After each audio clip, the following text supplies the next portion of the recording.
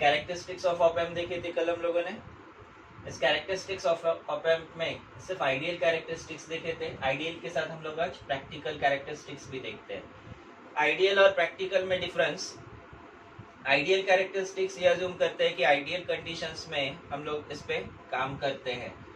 जैसे गाड़ी का एवरेज 70 किलोमीटर पर लीटर बताया जाता है, बट एक्चुअल 70 किलोमीटर मिलता है क्या? एक्चुअल 70 किलोमीटर नहीं मिलता है। कि जब वो 70 किलोमीटर चेक करते हैं तो आइडियल कंडीशंस पे चेक करते हैं, जहाँ पे रोड एकदम स्मूथ हो, कहीं पे कोई ट्रैफिक नहीं हो, इन सब कंडीशंस को आइडियल माना जाता है। ऐसे केस में एवरेज 70 मिल सकता है। लेकिन प्रैक्टिकली जब हम लोग गाड़ी चलाते हैं और नागपुर में गाड़ी चला रहे हो तो नागपुर में रोड का काम चालू है, जगह जगह रास्ते ब्लॉक करके रखे हैं, ट्रैफिक ज़्यादा होता है तो हम लोग को बार बार ब्रेक मारना पड़ता है। ये केसेस ऐसे सिचुएशंस आते हैं, प्रैक्टिकल सिचुएशंस, जहाँ पे कंपनी बोलती तो 70 किलोमीटर पर आवर, लेकिन प्रैक्टिकली मुझे 70 किलोमीटर पर आवर का नहीं मिलेगा, प्रैक्टिकली 50 किलोमीटर पर आवर का ही एवरेज मिलेगा। सेम वैसे इसमें एक्सपेक्ट किया जाता है कि आइडियली ये सारी चीज़ें हो, लेकिन प्रैक्टिकली वो वैल्यूज नहीं मिलती है। जैसे हम लोगों ने देखा था input impedance.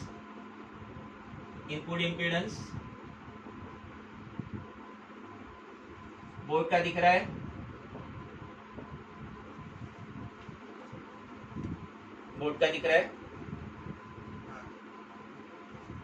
Input impedance ZI, ये हम लोगों ने आइडियल केस में देखा था इनफाइनाइट ना,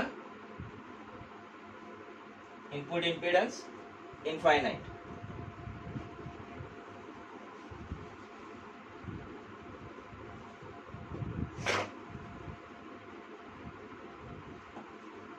output impedance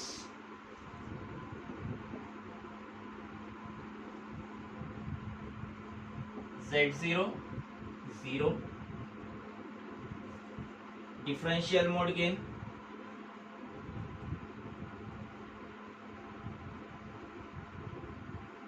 AD infinite, common mode gain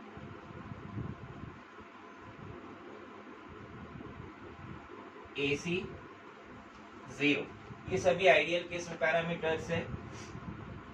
इसके अलावा हम लोगों ने देखे थे परफेक्ट बैलेंस,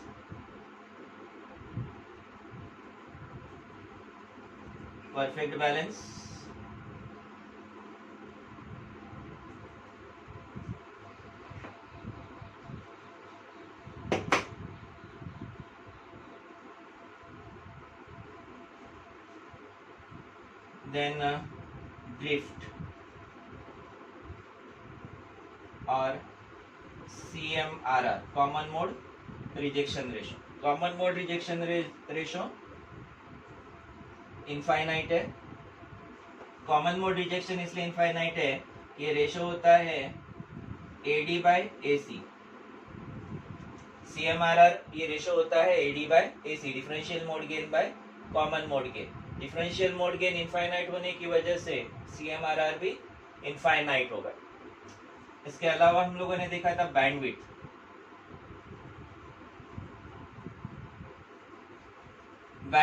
आइडियल केस में बैंडविड्थ इनफाइनाइट बोला जाता है, लेकिन प्रैक्टिकली इनफाइनाइट यानी कोई वैल्यू नहीं होती है। ऐसी कोई वैल्यू नहीं होती है। जहाँ इनफाइनाइट कंसीडर किया गया है वो इनफाइनाइट यानी हाई वैल्यू होगी, और जीरो आइडियल केस में से जीरो वैल्यू नहीं, आइडियल केस में जीरो वैल्यू होती है, प्रैक्टिकली जीरो वैल्यू नहीं मिलती है। प्रैक्टिकल केस में इसकी वैल्यू लो होती है, मिनिमम होती है, लो वैल्यू कंसीडर करते हैं। जैसे इनपुट इम्पीडेंस इनफाइनाइट के लिए हाई वैल्यू कंसीडर करते हैं। ये हाई वैल्यू होता है इनपुट इम्पीडेंस 2 मेगा ओम्स का। तो वही लो इम्पीडेंस आउटपुट इम्पीडेंस 0 की जगह लो होगा। लो ये होता है 75 ओम्स का। 2M मतलब 2 मेगा ओम्स, लो यानी 75 ohms. Differential mode gain AD infinite कहा गया है, लेकिन एक्चुअली ये इनफाइनाइट नहीं होता है, हाई वैल्यू का होता है, 10⁵ होता है हाई वैल्यू का। कॉमन मोड गेन AC 0 नहीं मिलता, ये कुछ पर्टिकुलर वैल्यू होता है, लो होता है। इसकी वैल्यू स्पेसिफाई नहीं हुई है, लो होता है। परफेक्ट बैलेंस बोला है V0 equal to 0 if V1 equal to V2।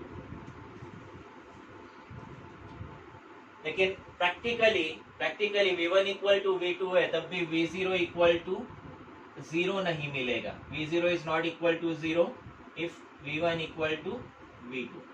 और इस V0 को 0 करने के लिए input side additional voltage apply करना पड़ता है। इस आउटपुट वोल्टेज को इनिशियली अगर ये दोनों इनपुट नहीं अप्लाई करते हैं या दोनों इनपुट सेम है तो आउटपुट 0 होना चाहिए। आइडियल केस में तो ये 0 होता है, प्रैक्टिकली ये 0 नहीं होता है। इसको 0 करने के लिए इनपुट साइड कुछ एडिशनल वोल्टेज अप्लाई करना पड़ता है। देन ड्रिफ्ट, आइडियल केस में no drift, practically it has some drift. Drift मतलब changes in output due to changes in temperature और supply voltage. Drift means changes in output due to changes in temperature और changes in supply voltage. Temperature change होता है तो उससे output में changes होना चाहिए क्या?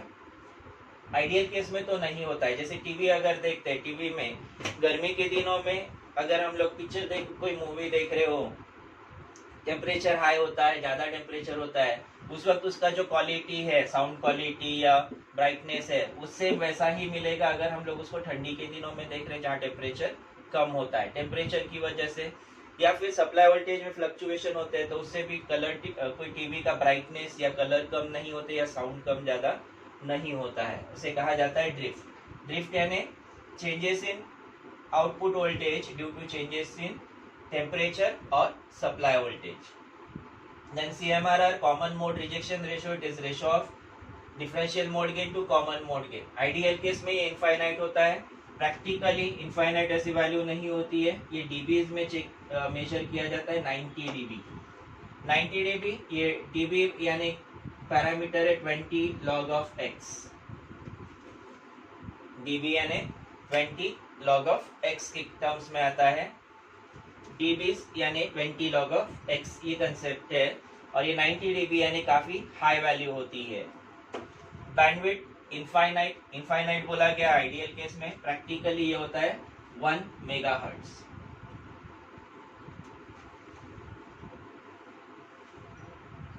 प्रैक्टिकली 1 मेगाहर्ट्ज की बैंडविड्थ होती है। ये वैल्यूज थोड़ी ज्यादा इधर होगी। फिर से input impedance infinite ideal case में तो प्रैक्टिकली ये हाई वैल्यू 2 मेगा ओम्स का। Output impedance Z00 ideal case में प्रैक्टिकली ये लो वैल्यू का 75 ओम्स का होता है। डिफरेंशियल मोड गेन इनफाइनाइट होता है आइडियल केस में, प्रैक्टिकली ये हाई वैल्यू का होता है 10⁵. कॉमन मोड गेन AC ये आइडियल केस में 0 होता है, practically it has some value, low value. Perfect balance बोला जाता है V0 equal to 0, output voltage 0 होगा अगर ये दोनों इनपुट सेम है। प्रैक्टिकली ये दोनों इनपुट सेम होने पर भी आउटपुट 0 नहीं होता, आउटपुट में कुछ वोल्टेज होता है। उसे 0 करने के लिए input side we have to apply some voltage. Drift means changes in output voltage due to change in temperature और सप्लाई वोल्टेज। आइडियल केस में टेम्परेचर और सप्लाई वोल्टेज की वजह से आउटपुट में कोई चेंजेस नहीं होते, लेकिन प्रैक्टिकली थोड़ा सा चेंज होता है। यहाँ हम लोग रेजिस्टर्स यूज करते हैं, रेजिस्टर्स में टेम्परेचर की वजह से थोड़ा सा इफेक्ट पड़ता है, उस वजह से आउटपुट में चेंजेस होते हैं। CMRR common mode rejection ratio, ये रेशियो है differential mode gain to common mode gain. Ideal case में differential mode gain AD infinite है तो ये भी इनफाइनाइट वैल्यू का होगा। प्रैक्टिकली ये 90 dB का होता है। बैंडविड्थ आइडियल केस में इनफाइनाइट होता है, प्रैक्टिकली 1 मेगाहर्ट्ज का।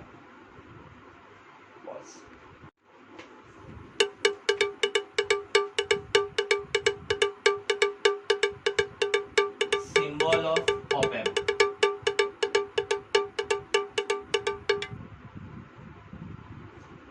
ऑप एम्प को ट्रायंगल से रिप्रेजेंट करते हैं। दो इनपुट्स इसमें, एक नेगेटिव इनपुट, दूसरा पॉजिटिव इनपुट, और एक output. Negative input V minus, ये होता है inverting input. Positive input V plus, non inverting input. यहाँ लिखता हूँ मैं इसको, V minus is inverting input,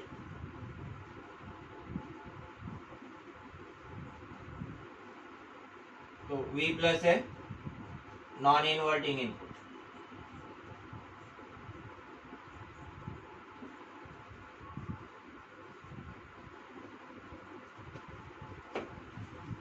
V minus is inverting input, तो V प्लस यानी नॉन इन्वर्टिंग इनपुट। इसको स्पेसिफिकली इन्वर्टिंग और नॉन इन्वर्टिंग नाम दिया है, क्यों दिया हम लोग इसको एप्लीकेशन में देखते हैं। आउटपुट वोल्टेज V0, इसके अलावा supply voltage, dual power supply लगा है plus VCC minus VEE।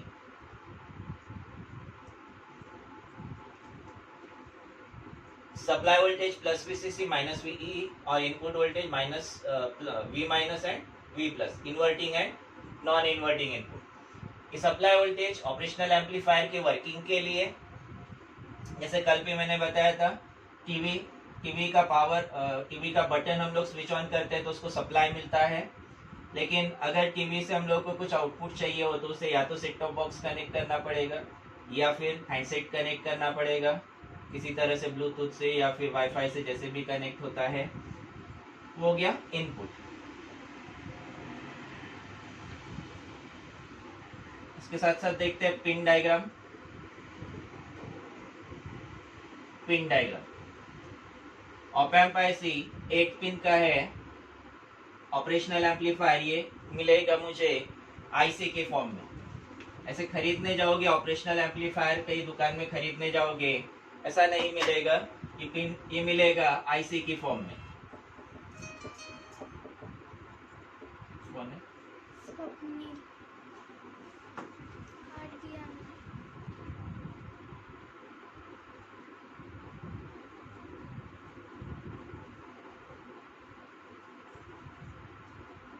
Operational amplifier होता है आईसी 741।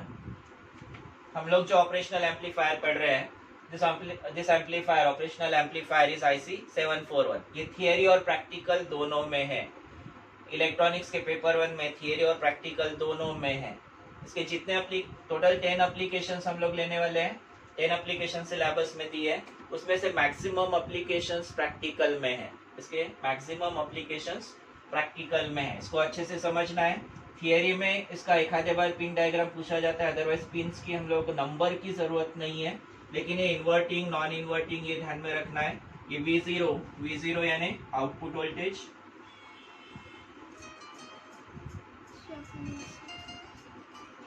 एक मिनट होल्ड करना, मेरे को कॉल है, कटेगा।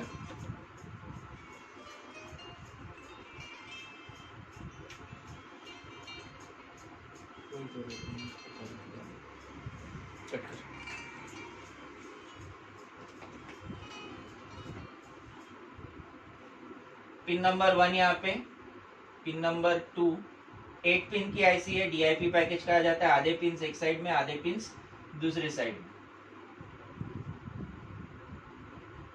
इसके अपोजिट साइड में pin number 5, pin number 6, pin number 7, pin number 8, total 8 pin की आईसी।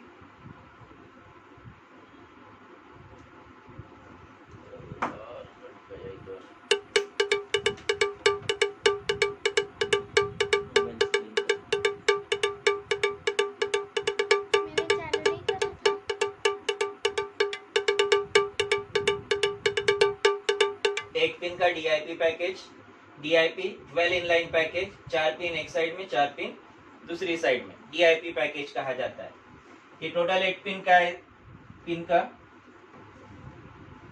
आईसी 741। उसमें से 1 2 3 4 5 पिन हम लोगों ने यहाँ बना लिए। यहाँ इसका ये pin number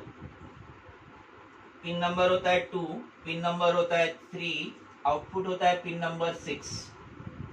pin number 2 is V minus, pin number 3 is V plus, pin number 6 output voltage V0। Pin number 1 and 5 यहाँ कनेक्ट होता है, और ये यूज होता है ऑफसेट नल के लिए। ये दोनों पिन्स को आपस में कनेक्ट करते हैं इसके साथ इस नेगेटिव वोल्टेज के साथ कनेक्ट किया जाता है।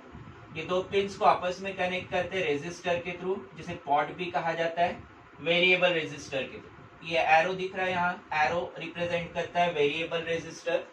10K का पॉट लगता है, पॉट पोटेंशियोमीटर यानी ही variable resistor, pin number 1 and 5 के लिए, और इसे कहा जाता है ऑफसेट नल। इन दोनों पिंस को कहा जाता है pin number 1 and 5, they are used for offset null. Offset null without inputs, बिना इनपुट के, अगर मैंने यहाँ V1 V- और V+, यहाँ इन्वर्टिंग नॉन इन्वर्टिंग कहीं पे भी इनपुट नहीं दिया, तो डिफॉल्ट ये एक्सपेक्टेशन है कि आउटपुट 0 हो। प्रैक्टिकली बिना इनपुट के भी कुछ आउटपुट होता है सप्लाई वोल्टेज की वजह से, बिना इनपुट के भी कुछ आउटपुट होता है सप्लाई वोल्टेज की वजह से।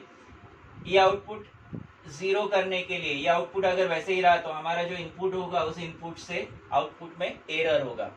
ये एरर नहीं आना चाहिए, इसलिए आउटपुट वोल्टेज को 0 करते हैं by using pin number 1 and 5, जिसे ऑफसेट नल कहा जाता है।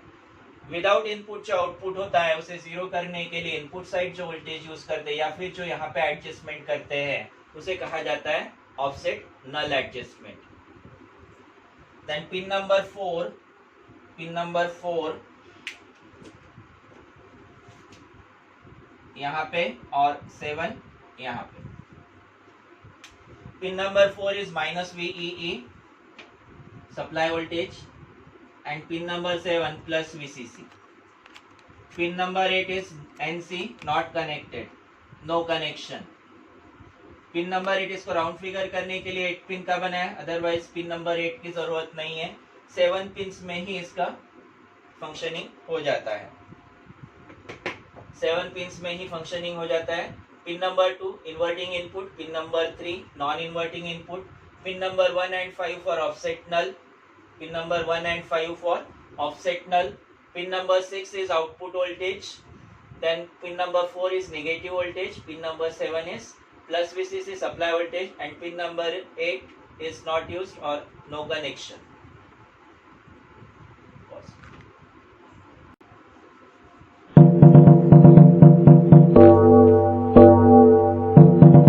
Virtual ground.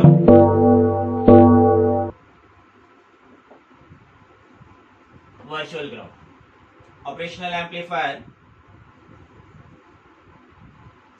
इसका minus input plus input, minus means inverting input, plus यानी नॉन इन्वर्टिंग इनपुट। यहाँ से एरो दिखा है तो चलेगा, एरो नहीं दिखा है तब भी कोई प्रॉब्लम नहीं है। ये अज्यूम्ड है कि यहाँ से आने वाला इनपुट इधर अंदर ही जाने वाला है, बाहर नहीं जाएगा। Then supply voltage plus VCC minus VEE। ये एक आधे बार अगर ऊपर नीचे हो गया तो इससे कोई फर्क नहीं पड़ेगा। ये इनपुट्स भी ऊपर नीचे हो गए तो चलेगा, ऊपर प्लस नीचे माइनस दिया तब भी चलेगा। लेकिन माइनस इनपुट यानी हमेशा इन्वर्टिंग ही रहेगा, प्लस इनपुट यानी हमेशा नॉन इन्वर्टिंग ही रहेगा। अब यहाँ दो में से एक इनपुट को यूज करते हैं, नॉन इन्वर्टिंग को ग्राउंड से कनेक्ट करते हैं। हमारे इस एप्लीकेशन में, इस पर्टिकुलर एप्लीकेशन में पॉजिटिव इनपुट को ग्राउंड से कनेक्ट करते हैं, तो इन्वर्टिंग पे इनपुट अप्लाई करते हैं। इनपुट देने के लिए साथ में रेजिस्टर का यूज करते हैं, VI, यहाँ रेजिस्टर RI होगा। ये कनेक्ट करते हैं, यहाँ आउटपुट को वापस इनपुट से कनेक्ट करते हैं, आउटपुट वापस इनपुट के साथ कनेक्ट होता है थ्रू रेजिस्टर, आउटपुट वापस इनपुट से कनेक्ट होता है थ्रू रेजिस्टर। इसे कहा जाता है फीडबैक, और फीडबैक में लगने वाला resistor RF feedback resistor, RI input resistor,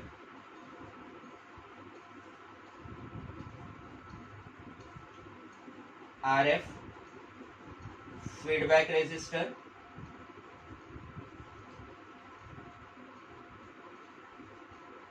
VI input voltage. ये कन्वेंशन थ्रू आउट अभी इसके आगे ये कॉमन रहेंगे। यहाँ हम लोग इसको एक बार लिख रहे हैं, इसके आगे से अलग से स्पेसिफाई नहीं करेंगे। जहां भी RI है, RI मतलब इनपुट रेजिस्टर, RF है फीडबैक रेजिस्टर, VI है मतलब इनपुट वोल्टेज, VO रिप्रेजेंट करता है आउटपुट वोल्टेज।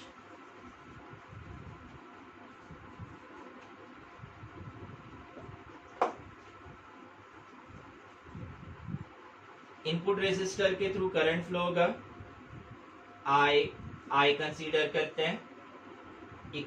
फीडबैक रेजिस्टर के थ्रू करंट फ्लो होगा IF। ये दो पॉइंट्स के बीच का डिफरेंस ये होता है VD। ये पॉइंट कंसीडर करते पॉइंट A, यहाँ का पॉइंट कंसीडर करते point B।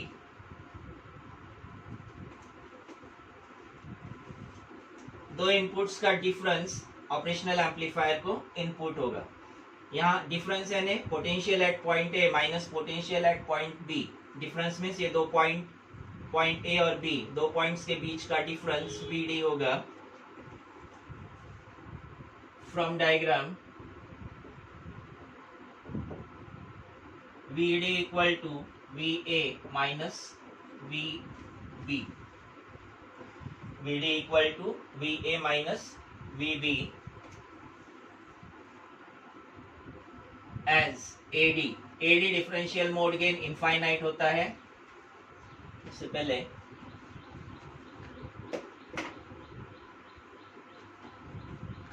Output voltage V0 equal to gain AD multiplied by input. Input is difference between these two inputs VD. Output is gain multiplied by input. AD is differential mode gain. Differential mode gain. तो VD होगा V0 by AD which is equal to V0 by infinity equal to 0 as AD is infinite for ideal op amp. Ideal case में differential mode gain infinite होता है और differential mode gain infinite होने की वजह से VD 0 होगा। तो इस इक्वेशन में अगर हम लोग इसे 1 लेबल करते हैं, इक्वेशन नंबर 1 में फ्रॉम 1 VD अगर 0 रखते हैं तो VA इक्वल टू VB हो जाएगा। इक्वेशन नंबर 1 में यहाँ का VD इक्वल टू 0 सब्सटीट्यूट करते हैं तो VA इक्वल टू VB हो जाएगा। Now this VB is directly connected to ground. VB equal to 0 ground potential पे है, ग्राउंडेड है, ग्राउंड पोटेंशियल पे है। अगर VB 0 है तो VA भी 0 होगा, VA 0 होगा। This point A is not directly connected to ground. जैसे B डायरेक्टली ग्राउंड से कनेक्टेड है वैसा पॉइंट A ग्राउंड से कनेक्टेड नहीं है, फिर भी ये ग्राउंड पोटेंशियल पे होने की वजह से इस पॉइंट को कहा जाता है virtual ground. The point which is not directly connected to ground, the point which is not directly connected to ground but still this point is at ground potential, therefore this point A is known as virtual ground point. Point A को ground से हम लोगों ने directly connect नहीं किया है, फिर भी ये ग्राउंड पोटेंशियल पे है और ग्राउंड पोटेंशियल पे होने की वजह से इसे वर्चुअल ग्राउंड कहा जाता है। नॉर्मली जो ग्राउंड टर्मिनल है इसमें जितना भी करंट आएगा वो करंट सिंक होता है, जैसे पानी का सिंक होता है, जितना पानी उसमें हम लोग डालेंगे पूरा पूरा अंदर चले जाता है, वापस आने के कोई चांसेस नहीं। वैसे इस ग्राउंड टर्मिनल में करंट जितना भी करंट आएगा पूरा करंट सिंक होता है। लेकिन वर्चुअल ग्राउंड पॉइंट को कंसीडर करते हैं तो इस वर्चुअल ग्राउंड पॉइंट के थ्रू यहाँ से करंट अगर आता है तो ये करंट फ्लो होता है। इनपुट में जो करंट है वो फीडबैक में फ्लो होता है। इसे आगे देखते हैं हम लोग। यहाँ पे इनपुट से जो करंट आता है वो फीडबैक में फ्लो होता है। यहाँ अंदर जाता है कि नहीं वो आगे देखते हैं, बट इनपुट साइड जो करंट आता है वो करंट इस वर्चुअल ग्राउंड पॉइंट के थ्रू आगे फ्लो होता है। इसके अलावा ग्राउंड हमेशा 0 वोल्ट पे होता है, ग्राउंड टर्मिनल हमेशा 0 वोल्ट पे होता है, बट वर्चुअल ग्राउंड हमेशा 0 पे हो ऐसा भी जरूरी नहीं है। ये दो पॉइंट्स के बीच का डिफरेंस 0 आ रहा है तब भी इसे वर्चुअल ग्राउंड कहा जाता है।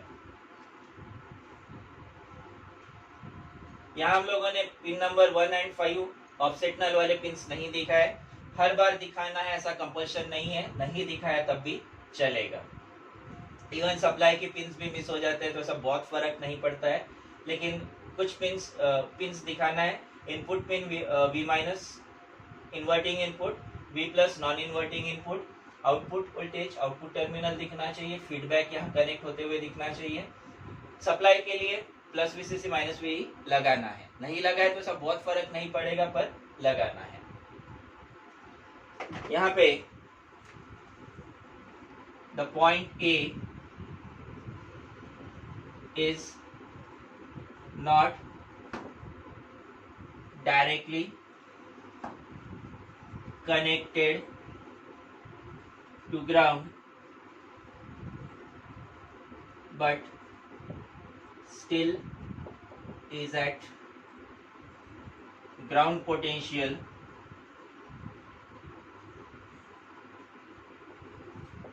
therefore point A is known as virtual ground point. Virtual ground point. Point A is known as virtual ground.